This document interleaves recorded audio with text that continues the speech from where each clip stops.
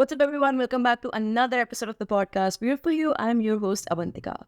In today's episode, we have a guest with us. Her name is Remi Haik, and she's a holistic nutrition coach. We have an amazing conversation with her where we dive right into what it means to be a holistic nutrition coach. We talk about what holistic nutrition is, the relationship between gut health and mental health, how your nutrition and how your gut health basically influences your mental well-being. We talk about mindset. We talk about the thought patterns that serve us, and so much more. We talk about meal prepping and whatnot, and I'm so excited. It was a really enlightening conversation, and I hope you guys enjoy it. And if you do, you know the drill. If you're listening to this on Spotify, do leave us a 5-star review, and if you're listening to this on YouTube, do subscribe, comment, like, share, and let us know what you think. All our socials will be linked down below. You can reach out to us via Instagram or email.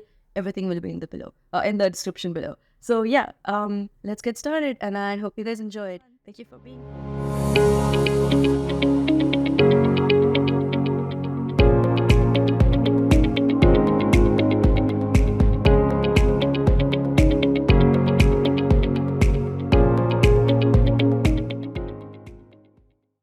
Welcome to another episode of the podcast. Beautiful you. I'm your host, Avantika.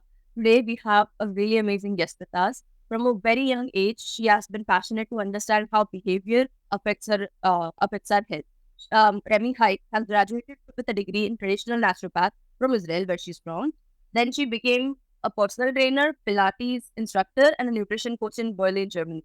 Currently, she's based in US, and she has clients from several countries.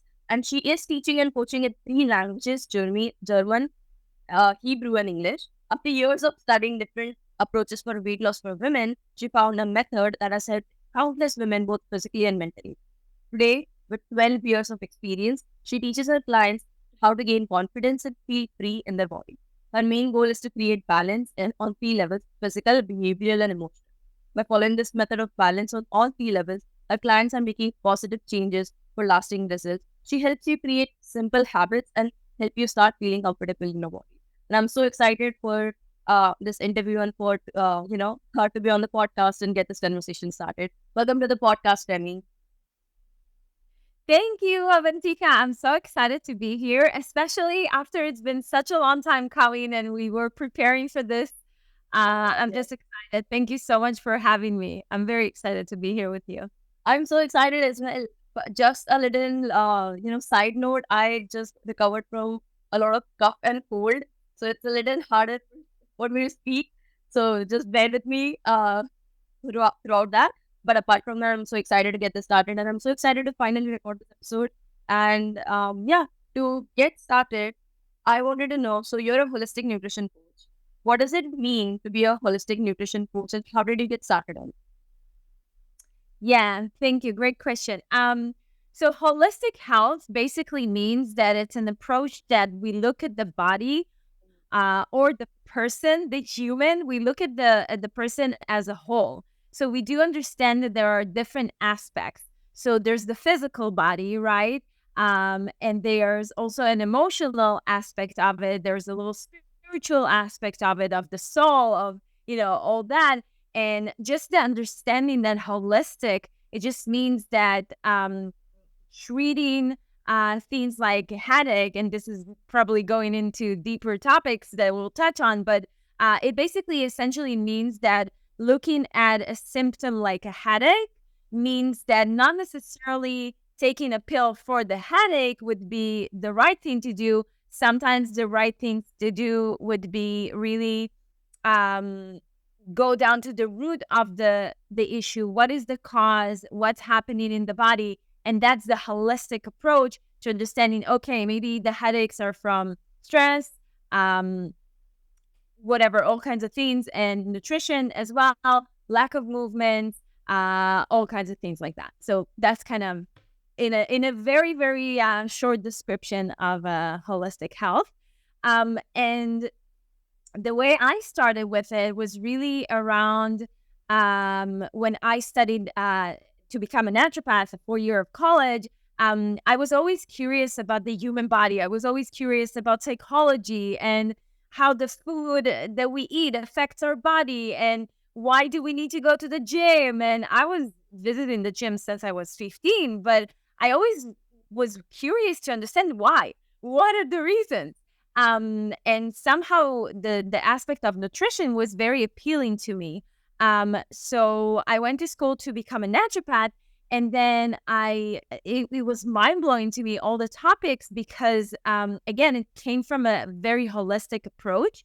And so before that, during kind of like my teenage life, I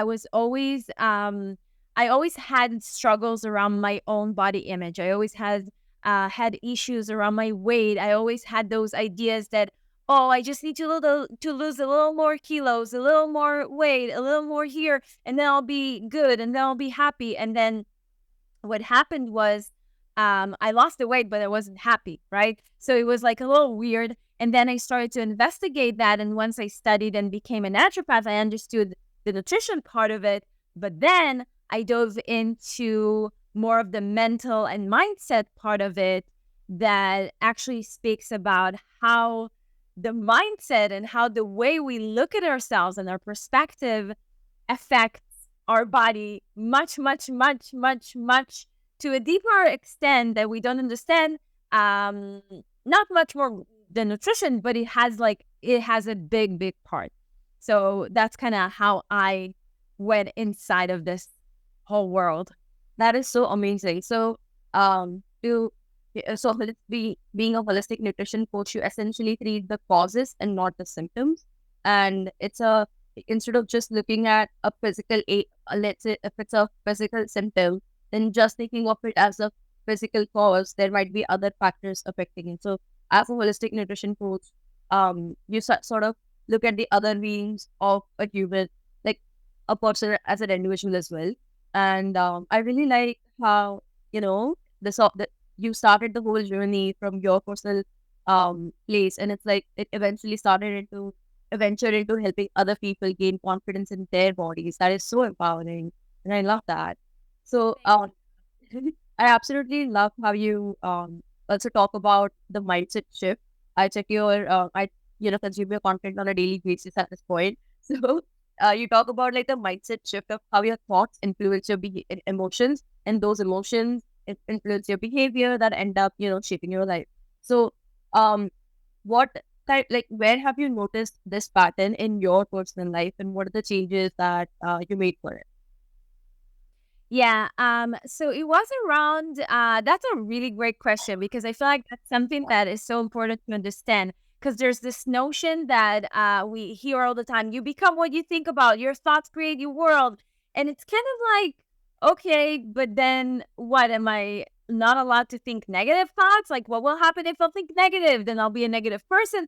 It's kind of like, I feel like the more I dove into it, which was around probably 5 years ago, when my grandfather passed away, my dear grandfather passed away, and we were super close, and I felt, my whole world has shattered, really.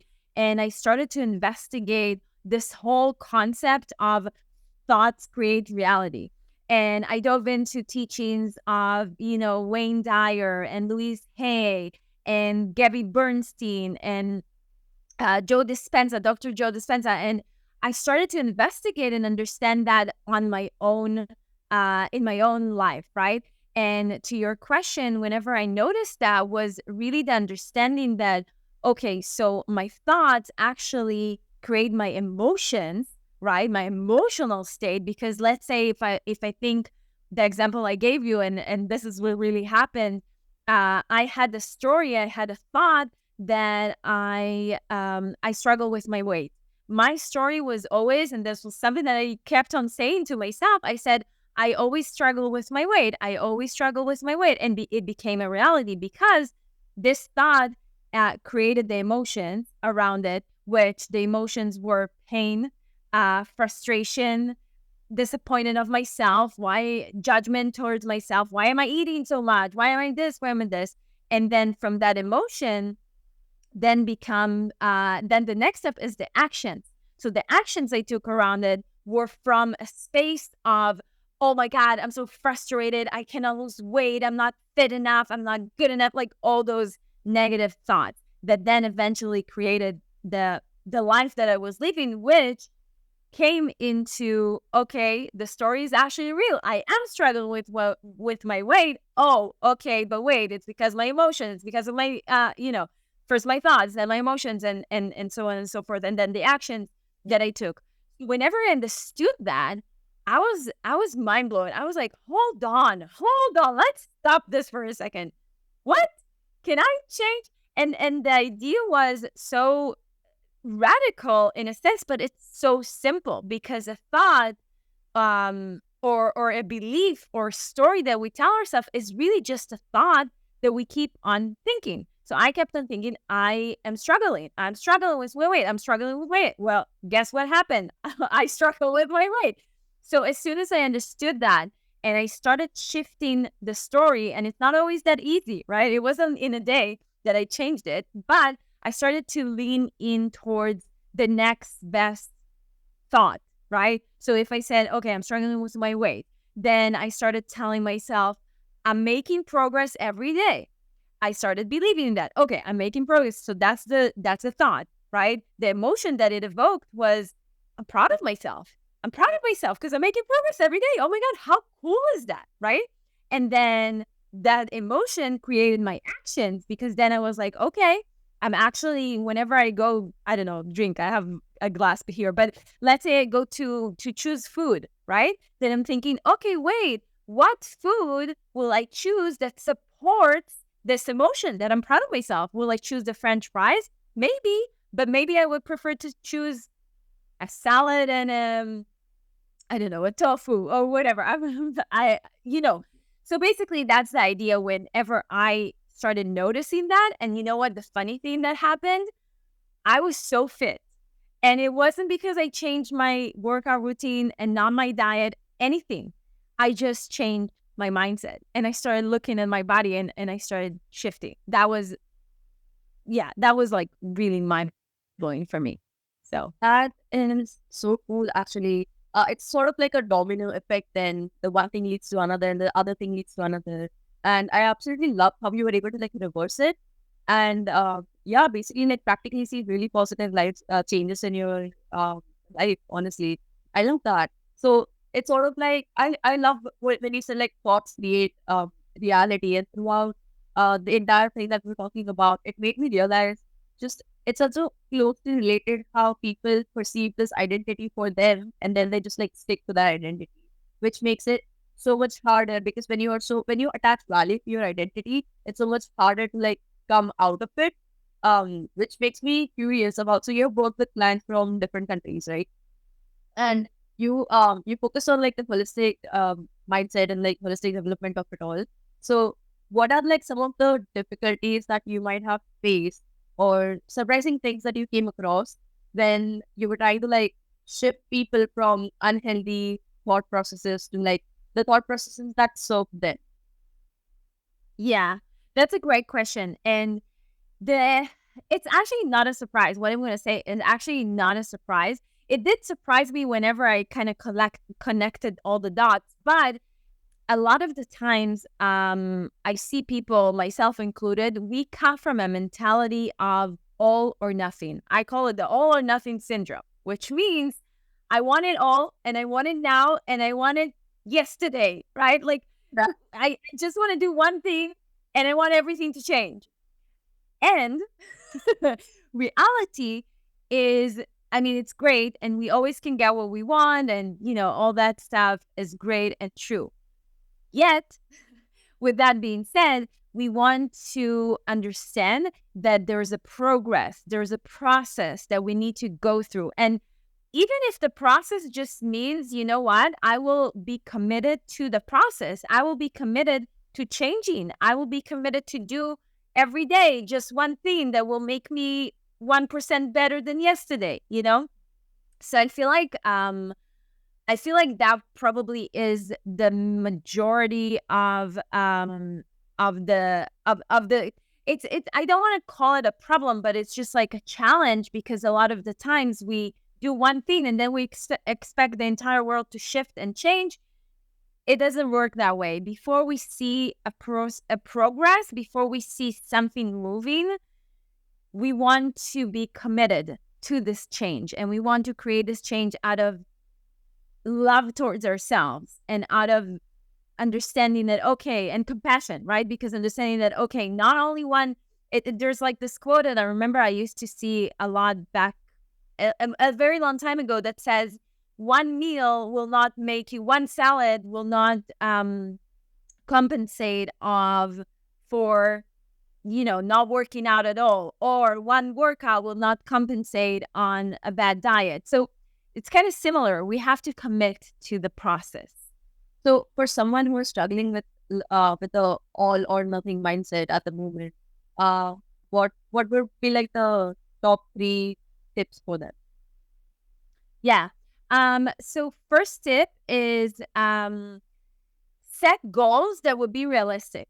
Now, it might sound annoying because you're like, no, but I don't want a realistic. I want everything now. Great, good for you. But if you really want to see change, please make sure that you set goals that are realistic. Because let's say, somebody comes up and says, "Oh, I want to lose weight." Okay, what does it mean? I have no idea what it means. Do you know what it means? So then understanding, okay, what does it mean I want to lose weight? Maybe try to put it in more realistic, tangible words. Oh, I actually want to go back to my old jeans in a size X within the next 6 months. Okay, cool. That makes sense. So whenever you have a realistic goal, you can go and create your plan to get to where you want to go. So that's the first one. Be realistic, have realistic goals.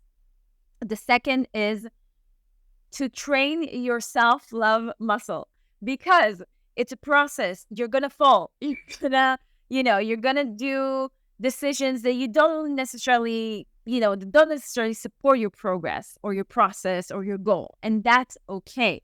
Understand that, again, we need to go through the process in order for, even if just to be ready to hold the space of the goal that we want to reach. Let's say if my mindset is really in the negative mindset, and I do, with my case, I did all the workouts, I did eat healthy, everything was great, but I was still unhappy, right? With my weight, with my body. But then as soon as I shifted my mindset, I was actually so content and I was actually so happy. So whenever you give yourself this compassion, this self-love, you can see the results much faster. You can celebrate your small wins as well. So that's the second tip. And I guess that goes down to the third tip, which is make sure you're celebrating all the wins, which means celebrate again, if it's weight loss, just for this example, celebrate every pound of every kilo you lose. That's a small win or a big win, whatever you want to call it. Also, another win would be going out for dinner with friends. And if you're used to ordering the biggest dish with a lot of dressing and all the fatty kind of foods, and then you actually made a decision to order a dish that is actually healthier, that's a win. Celebrate yourself. Literally go to yourself in the mirror and say, hey, you know what? I'm proud of you. Give yourself a little pat on the shoulder. So that's the third tip. So first, goals. Second, be compassionate and loving towards yourself. And third, really celebrate all the time. Celebrate yourself all the time, whenever you can. I hope that you reaches out to the right people, because even I personally struggle with all or nothing mindset. Sometimes I'm like, let's do everything and see the results like right away. But then that doesn't happen, consistency is the key. And then you also like need to come from a really good place. Like you mentioned, the second point about compassion, it's just trying to like understand your whys and then sticking to it and making sure that those are the ones that serve you and not necessarily punish you. That is one thing that is super crucial. And yeah, I resonated with that big time. Thank you for sharing that. So that brings me to another question regarding the all or nothing mindset. So sometimes we start a diet, and it serves us for a while, and then we often fall down the wagon after like starting a diet. How do you make sure that that doesn't happen often, or that how do we like get back on the wagon, I guess, with ease?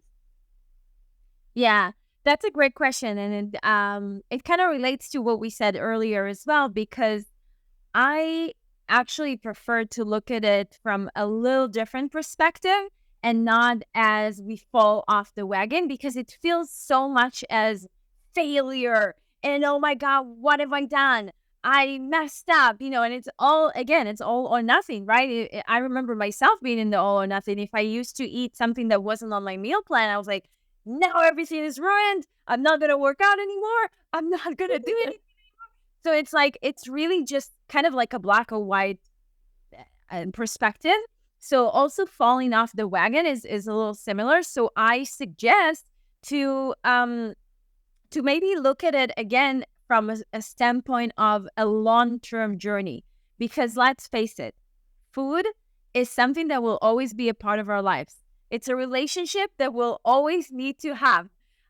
So if we know that, I mean, obviously, so if we understand that, what we want to just make this relationship healthy, that will benefit us, that would be good for us. So that would be the first step that I would invite someone, saying falling off the wagon. I would invite you to look at it from that way.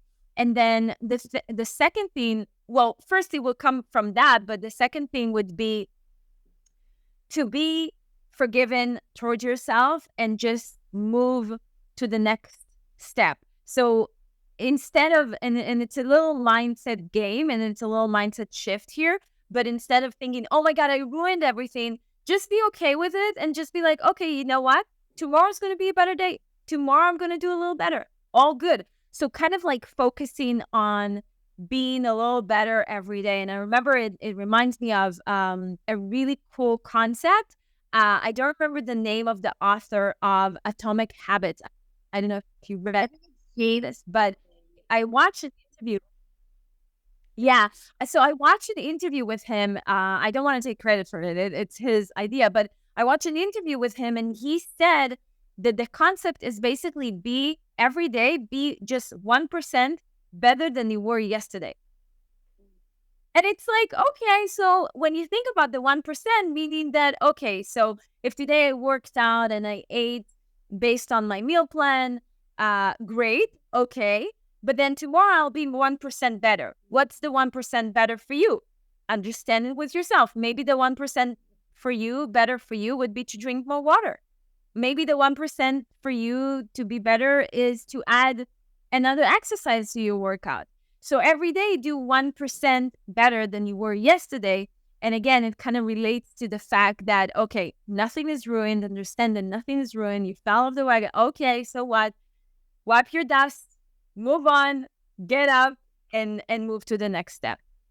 I love that. So I think according to the calculations, it's like if you do 1% better every day, you I think are like 37% better by the end of the year, right? The calculations for it. So yeah, and then I have like come across certain people who would follow the mindset of being 1% every day. But sometimes people would often like see that they get a little bored out because even that like 1% and just like the thought of just getting better or doing better makes them be a little hard on themselves. So I just like I think that personally, like sometimes it's okay to not always strive for betterment, and sometimes you might feel like you're like a step back. Like sometimes like I like to like put it this way that 3 steps forward and 1 step backward is still 2 steps forward, right? So it is one of those things, and yeah, but I love that it's like you're just basically trying to focus on one thing that you can do better eventually, and that is something that a lot of people will resonate with and get something from it. So yeah, thank you for sharing. So Yeah. um yeah, so another thing that I wanted to ask you is you talk a lot about intuitive eating as well through your content. So could you tell us a bit about intuitive eating and what are the benefits of it as well? Yes, of course. I just want to add one more thing to the question we talked about earlier. with the one another. I feel like one tip that I can actually give that will be very helpful to switch from that all or nothing mentality is to focus on one thing that would make you proud of yourself. So it could be every day, it could be a week, whatever you decide, but focus on one thing. So let's say, because it's kind of relating to the all or nothing, right? Because if I'm all or nothing, then I want to change everything now and I want to see results and I want to do all the things. Great. But how about you focus on one thing? So let's say the one thing that you'll be proud of yourself today, when you put your head, your beautiful head on your pillow before you go to bed, you can tell yourself, oh my God, I'm so proud of myself. Let's say it will be a salad a day. You committing to one salad a day. Awesome. Okay. So you go to bed and you're like, oh my God, I ate a salad today. Yay. I'm so cool. I'm great. I'm awesome. Right? So just focus on one thing. It could be a different thing for anybody. For me, for example, it's walking. I love walking, right? So for me, if I walk today, I'm like, I'm so proud of myself. I walked today, So it can be super small things, but it just helps to shift from that mentality. So I just had to add this little tip. So intuitive eating is really exactly as it sounds. Intuitive eating, just eating intuitively, eating based off your body signals. And it sometimes sounds a little confusing for a lot of people. And a lot of people are like, oh, but if I will eat intuitively, I will gain weight because I will eat so much and so much and so much. And actually, the opposite is true, because whenever you learn and you train your brain and your body to coexist and really to have this connection, then you actually eat based on what your body wants you to eat. And it does not necessarily mean that it's much more than you think.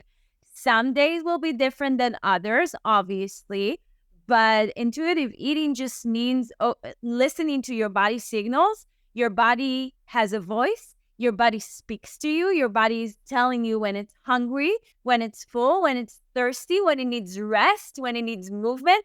All of those things, your body speaks to you. So once you understand how to listen, to truly listen, and follow that voice, right? That's the intuitive eating part. Absolutely, yeah. So your body speaks to you, and it's like you're paying attention to what your body needs and listening to it instead of deciding what you think is right.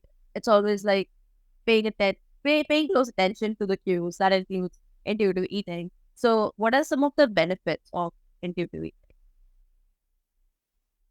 Well, first off, one of the biggest benefits that I believe to be is the freedom that you get from overthinking about food, because we find ourselves, and again, the relationship with food is an ongoing relationship. It will be a relationship with you for your entire life till the day you go, right?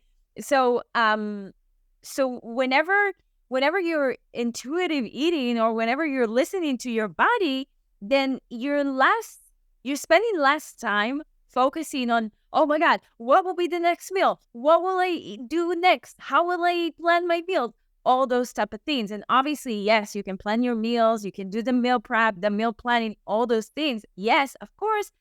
But the biggest aspect of it is really just listening to your body and what your body needs.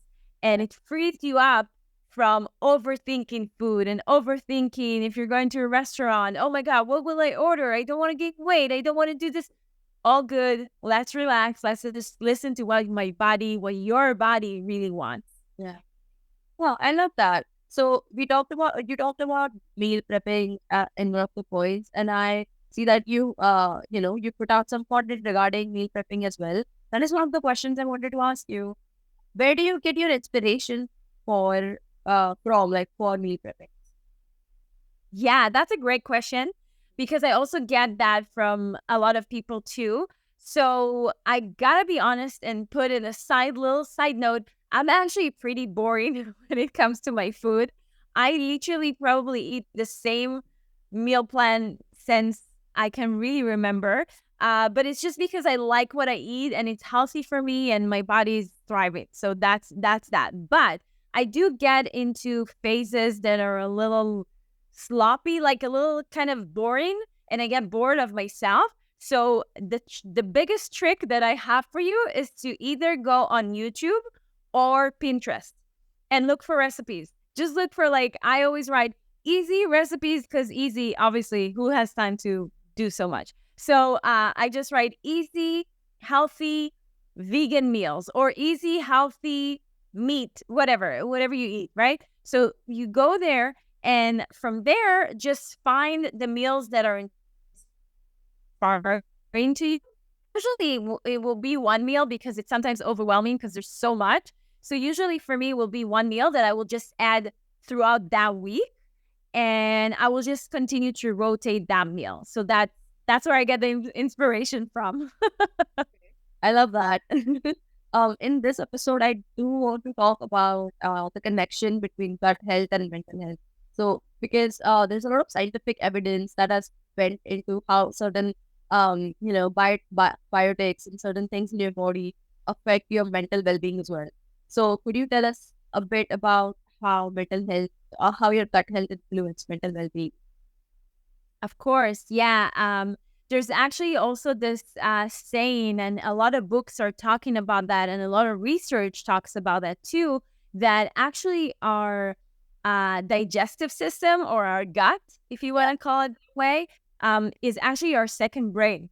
Is literally our second brain, because throughout the entire digestive systems, we have neurotransmitters, right? And it's really, and that's why a lot of the times you will hear people say your digestive system is very sensitive to stress. Why is that? Because we have so many neurotransmitters, so much of the nervous system is actually living and going through our digestive system. So that's the first thing to know.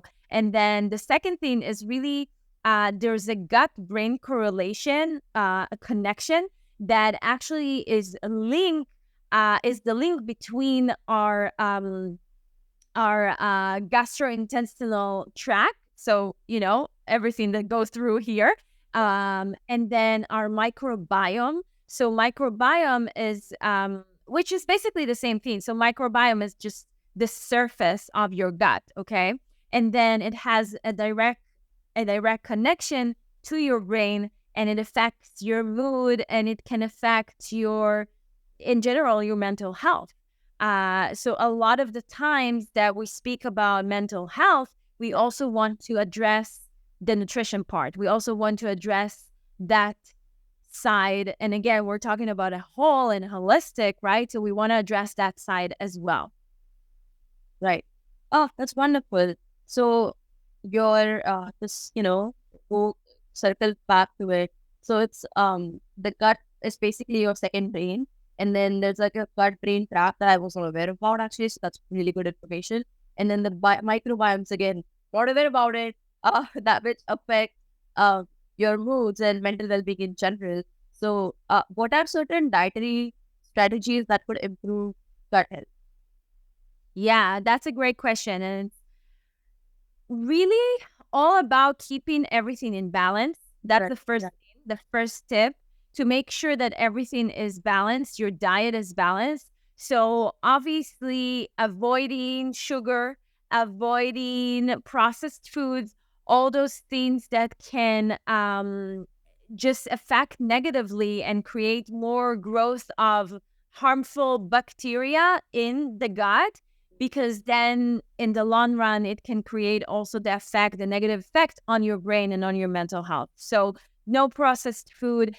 I say no, but obviously, again, I'm talking about balance, right? So you want to either limit or reduce completely, right? It's really up to you. But the biggest thing is to make sure that it's not the biggest part of your nutrition. Sugary foods, trans fats, processed foods, all those things.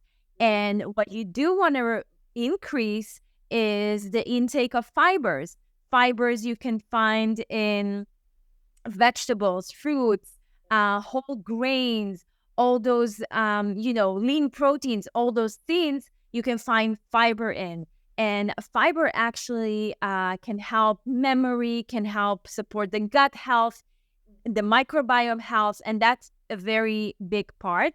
Another thing that you would want to focus on is is fruits and vegetables. Vegetables to the I mean, I'm not going to say eat as much vegetables as you can, but I kind of want to say that because a lot of us don't eat enough fruits and vegetables. We don't eat enough fresh vegetables, or just in general, the vegetables that we do eat are so, full of pesticides and all that kind of stuff. So you want to make sure that you have good source for your vegetables and eat as many as possible vegetables in your nutrition. Another point is drink enough water. Now, obviously, you've heard this 1,000 times before, but water is super, super important for the digestive function, the digestive system, because water actually is the thing that can help break down the food, right? We have a lot of, yeah, exactly. So we have a lot of fluids around the digestive system to break down the food that we eat. So please make sure to drink enough water.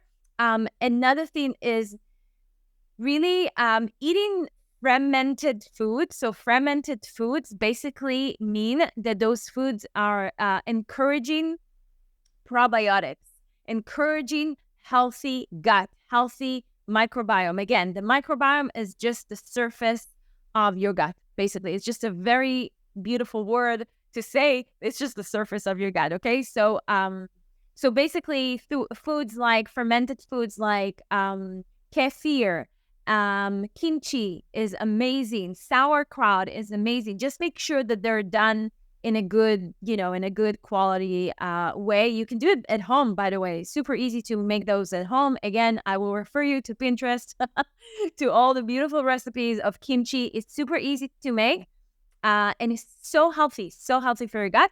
Oh, and one last thing that I'm going to say is find ways to practice more mindfulness, to reduce stress. Practice mindfulness means to just be aware of your feelings, to just be aware of when you're stressing too much and you can a little bit take a step back for a second, rest a little bit, take time for yourself. You can do it in all kinds of ways, right? So for me, my favorite is taking time for myself, sitting by myself, meditate, journal, walking the dog. I have a dog. I walk with my dog. This is really like meditation for me, because you want to also create this balance, yes, in your microbiome, in your body, in your physical body, but you also want to have a balance in your mind and in your beautiful head of yours, because it's so important for living a healthy life and happy, right? Being happy. So I love that. It constitutes of everything. From focusing on your gut health and mental health and showing compassion. I really have enjoyed our conversation so much. Today it has been so informative, and I absolutely love the work that you're doing. Helping people gain more confidence and just be more comfortable with their bodies. But it's not just like focused on just one thing. It's not just mental well-being or just physical well-being. It's a mix of all, and yeah, having like parts like compassion, because I feel like showing grace and compassion to ourselves is something that we fail to do in this in today's like everyday life, that we're just trying to like get to the next right thing. So I absolutely love how you're trying to pace people, your clients down, and have them like encourage them to show grace and compassion to them. I love that. I love that so much. So we are coming towards an end of the episode, but before we do that, I just wanted to ask, what are I do have like three questions for you. So what are three essentials for you during a day for your nutrition? oh, I love that. Thank you. Or if you have coffee or not, it doesn't matter. Drink a glass of water. That's the first and foremost. Another thing is, the second thing is fresh vegetables. I just fresh as much as possible, but at least one meal that will contain fresh vegetables. And a third, a third is actually, it's not specific, but it's more a meal that I enjoy. It's more a meal that I would feel like it was good for me. It was good for me in terms of the nutrients that I got, but it was also good for my soul. It also made me happy, because I feel like I used to have the past, as I told you, my past was like in diets. I tried all the diets, like cabbage diet and all those weird things. And I did not enjoy my food for so many years until I realized, hey, this, I would enjoy it. So also healthy can be enjoyable. So I think that's my third, to enjoy my food.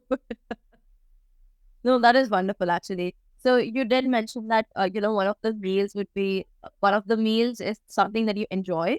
Um, that's enriching for your soul as well. So what does that meal or like what does a balanced plate look like? Yeah, that's a great question.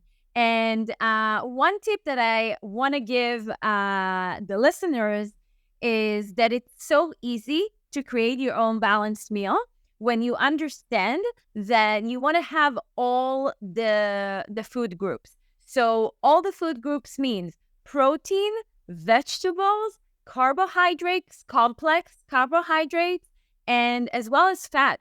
Healthy fat is super important for our brain, for our cells, mind, brain, very important. So I would tell you, I would invite you now to take both of your hands. And so for protein, let's start understanding. So for protein, you would want to use the part of your palm. So if you're watching on the video, you can see this is the palm. So the part of your palm, if you hold your palm in front of you, it's just the part of your palm without the fingers, okay? So that's the part. So one or two of these protein. And then the second one is cupped. If you'll take your hand and kind of do like a cupped thing, like let's say you want to keep some sugar inside. So that's the vibe. So two of these would be for your carbs. And then for the veggies, as much as possible, obviously. But if we're sticking to this system, just make a fist with your hand, and 2 or 3 fists would be for your vegetables. And then the last and most incredible thing is the healthy fat. You can just take one thumb. So your thumb, one size thumb for your fats. So that's how you create it. So you have protein, you have carbohydrates, you have veggies, and you have fats. Interesting. I love that. Oh my God, I'm gonna start incorporating that. Accurate and that's very oh yeah. So okay, I do have one last question though. So a lot of the audience or a lot of the listeners here are between the ages of 18 to 24, which means they're probably college going students. So how do you have a healthy routine without on a budget without getting overwhelmed and or like not like be consistent with the routine basically. But yeah, how do you have a healthy routine on a budget? Yeah, that's a great question. I love this. Okay, so first, what I would suggest is really go for meal prepping, because planning will save you. If you fail to plan, you plan to fail. If you heard that sentence. So planning will save you completely. Now, what I love to do with the meal prepping is to prepare basics that are usually also budget friendly. So like rice, beans, take beans, so whenever you combine, by the way, whenever you combine rice and beans, you get a full protein, you get a whole protein. So they're both on a budget. So what I like to do when meal prepping, make them in different containers. So cook them by themselves. So cook rice in a different pot, cook beans, chickpeas, lentils, whatever. Cook whatever you cook, but cook them in different pots, and then put them also in different containers. So you will never get bored. And every day you will open the fridge and be like, oh, I want rice with vegetables. I want rice with chickpeas. I want rice with chicken, whatever it is that you eat. So that's the first. And then the second, which is kind of the same, is really stick to the basics. Really make sure you stick to the basics. So get all the foundations that you would need. If it's rice, if it's beans, if it's vegetables, usually vegetables are supposed to be budget friendly. And also, if you feel like not, I don't know exactly if that works the same in the country that you're staying, that you're at, whoever listens. But sometimes there are supermarkets, you can kind of research on that. There are supermarkets that have either, let's say, first Friday of the month, they have 10% off. Or some of them has, if you come at late night, if you come like 11 p.m. or like late night, they will have all the rest of the vegetables, for example, for like 50% off. And again, it depends on where you're at, but some places do that, and it can keep you also in your budget and also help you not be bored with your own food. So that's another one. And another thing, and that's the last step on that, is to to to also be open to the fact that there might be things that will be a little more pricey, but if you know that they're super healthy for you, make the choice to spend a little more on that specific. Let's say if we're talking about kimchi, right? So again, you can make it at home, but let's say you decide not to make it at home because you don't have the right equipment, kitchen, whatever, right? So let's say this will cost a little more than rice, okay? But prefer to pay just a tiny little more on the things that will make you very healthy, that have a lot of nutrients, rather than spending that on things that will make you less, that will contribute less to your health. Okay, makes sense. Okay, that's really good advice. Thank you for sharing that with us. So, is there anything that you wanted me to ask that I probably missed out on? It was actually great. I'm so happy with our conversation. I feel like it was much needed, and I'm super excited to listen to this episode. One thing that I do want to say though, that I would like to add, it's not a direct question, but one thing that I would like to add is going back to the mindset idea, what we spoke about earlier, your thoughts create your life and all that kind of stuff. I feel like a lot of the times we get caught up in that idea of my thoughts create my reality, and oh my God, if I will think negative thoughts, my life will be negative. I just want to remind everyone that it's perfectly okay to have negative thoughts sometimes. And it's perfectly okay to have days that you're not feeling your best. It's really perfectly okay, because we also need those days. We also need those days to happen, because remember, the sunshine goes down sometimes, right? And there's sometimes rain. And the funny thing about rain, I just compare our let's say bad days or negative thoughts to rain. The funny thing about rain, I used to hate rain until I met Brian, my husband, and he works with people that are farmers. And then he said, "Well, but think about the farmers. They're actually very happy when it's raining, because that's how we get food. That's how we get vegetables. That's how things grow." So it's the same thing. If we look at negative thoughts as rain, if we look at negative days, or like days that you're in a bad mood, it's okay, because that's where you can flourish. That's where you can shine again, right? So it's just a tiny reminder for me to kind of, be easy on yourself, and know that it's okay to have those days, because they actually move you forward much more than you might think. 100% agree. We all need good days and bad days, and it's completely okay, because even if you're not at your best, that is still a part of you, that is still you. And if you're not doing, at your best, you will like eventually have better days, because that's how it just works, honestly. So yeah, we are coming towards the end of the episode, and I just wanted to bring up one thing. So Remy recently launched a new course called Mindful Eating Mastery. It's all about mindful eating, and by the end of a the 7 module course, so by the end of it, you'll gain tools and strategies you need to create a healthy routine that works for you. Now, all of our description, like the links to our website and Instagram, will be linked in the description below. So if you check out our website, you'll find the link to this course, and it's at $111 at the moment. But if you use our link, which is again in the description below, you'll be able to get 20% discount. So you'll get it at $88. And yeah, do check it out. And if you guys want to, buy the module, buy the course, then do go through our link to get the discount. So where can people reach you? Thank you for that. Mostly on Instagram. I hang out the most on Instagram, on my stories mostly. So come and say hi. I will be linking everything down below, all the links to it. So do check it out for sure. And thank you for this wonderful conversation. I had so much fun talking with you. And also to all the listeners, we're actually doing a 2-week collab. So you'd be seeing a lot more content on our Instagram feed. So do, go on our Instagram and check it out if you want to learn more about just, holistic nutrition in general and taking care of your mind, body, and soul.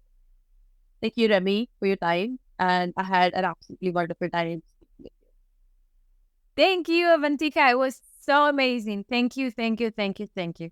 you.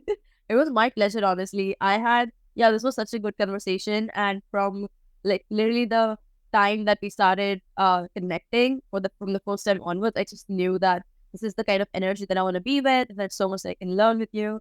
So yeah, thank you so much.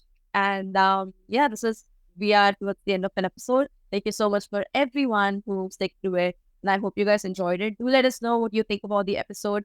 And check out our Instagram, Remi.Haik, if I'm not wrong. It's without done. It's So just it's Remi Haik. It's Remi Haik on Instagram, and for the podcast, it's beautifulyou.pot. So come say hi to us and let us know what you thought of the episode. Thank you so much for joining. I love you. Bye.